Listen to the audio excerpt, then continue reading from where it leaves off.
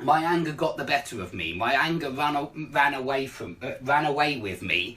But it means that, again, it's like come over. It totally took control of your soul. You let something get out of control. You let an emotion get out of control and it ran away with you. So it's when you get carried away. Very similar to when you get carried away. Get carried away could be positive or negative. I should make that clear. But run away with... yeah, I think your excitement can run away with you as well. It could be a lot of different emotions run away with and get carried away. So if you have any more questions about that, put them under the video. Okay, if you treat your wife to a lovely meal in a French restaurant, you spoil her with a lovely meal in a French restaurant. It's when you do your best to give someone a special present or a special treat. You might treat the kids to a day at the park, something like that.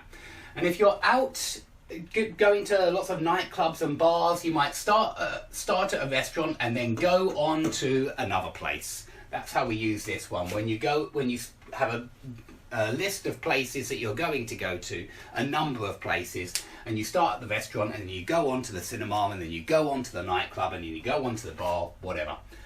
Now, time passes by and time can slip by, and in that case it means time is going by unnoticed. And it very often sounds to me, events in your life can pass you by. And we say if life is passing you by, that means it's going by unnoticed and you're not living to the maximum. You're not living to the full. So it can mean go by unnoticed, pass by, especially slip by. If you slip by a group of people, you try and get past them without anybody seeing you. So pass by or slip by means go past unnoticed. If you hang out with friends, it just means you're loitering somewhere, you're chilling somewhere, you're chilling out with your friends somewhere. Could be out on the streets, it could be at home, it could be in a park, but it just means be with a group of people, to hang out with a group of people. And yeah, it would be with, hang out with someone. If something is a letdown, it's a great disappointment. So your exam results could be a great letdown. I hope they're not. But please don't forget this one, let someone down, disappoint them.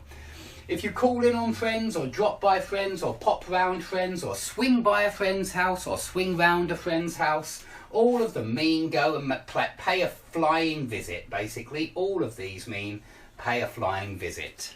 Pay someone a flying visit. If you blow a friend out, that means you don't meet them even though you agreed to meet them. And this is non-romantic. This is for friends, blow someone out. Whereas if you stand someone up, that's for romantic meetings, but it's exactly the same. It means you've arranged to meet someone for a date and then you don't turn up, you don't show up, you stand them up. And so that is romantic, whereas blow someone out would be friends. I've got a friend who always blows us out, even though he says he's going to arrive, but he never comes. Okay, if you hook up with a few friends, it just means you go and meet them. It's just like go out and meet a few friends. It could mean that you met them without expecting to. You hooked up with them completely unexpectedly. But that's not necessary. But it often does. I think you often say, oh, I hooked up with so-and-so last night. I hooked up with that guy last night. Or with that group of friends. It just means, yeah, you were hanging out with them. Very similar to hang out with. Now, if you sleep off the effects of a binge, for example, a long alcoholic binge, you're sleeping off the effects, so when you wake up, you're sober. You're sleeping off the alcohol. You're sleeping so that it gets rid of the alcohol. But you could even sleep off a really big meal.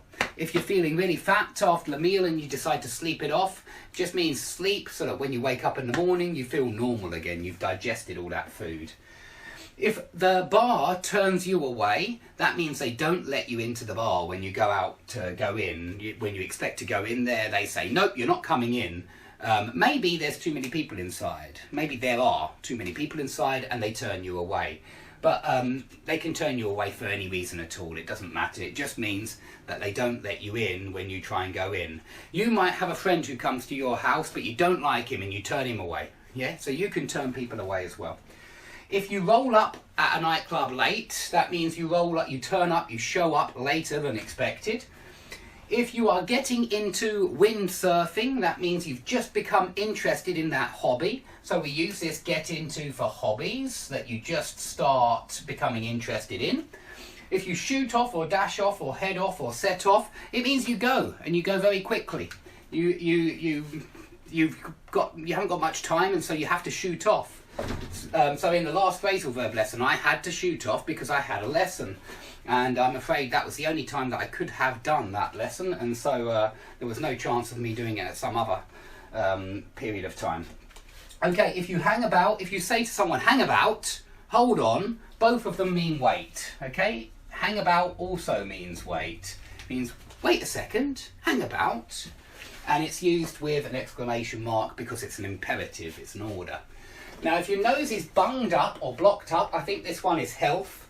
If you've got a bunged up nose or blocked up nose, it means it's really congested. Yeah, it means all of your nose is congested. But you can even say the road is blocked up, because you can say the road is congested, right? You can say your nose is congested, and you can say the road is congested. And so you can say it's blocked up with traffic. But I wouldn't say the road was bunged up. But for nose, it's perfect. I've got a bunged up nose. Yeah, maybe you just can't breathe through your nose, and you say I've got a bunged up nose. If you break out in a sweat, you start sweating profusely. If you break out in a rash suddenly appears on your skin out of nowhere. It's like it comes out of nowhere. If you pass on your infection, if you've got flu and you pass it on to your friend, unfortunately you give them the infection. You infect your friend. If an old condition or disease flares up, it means it comes back.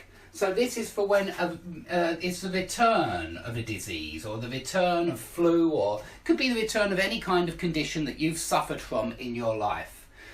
Now, if you've got a very large swelling, perhaps you've had an injury at football and your foot is injured, your ankle is injured.